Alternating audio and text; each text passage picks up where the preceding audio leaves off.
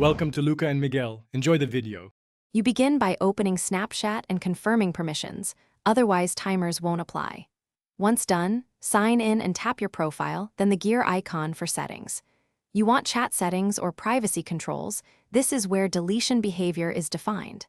Next, open the conversation you'll change.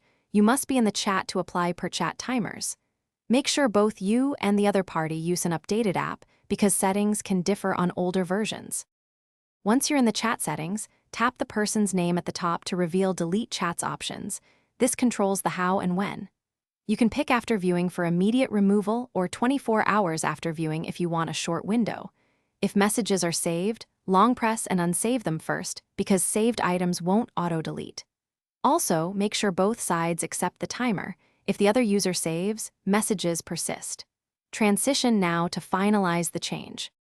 You finish by confirming the Delete Chats option and exiting to the chat, then send a quick test snap or message to verify it removes as expected. If messages still persist, make sure they weren't saved by you or the recipient. Unsave any saved content.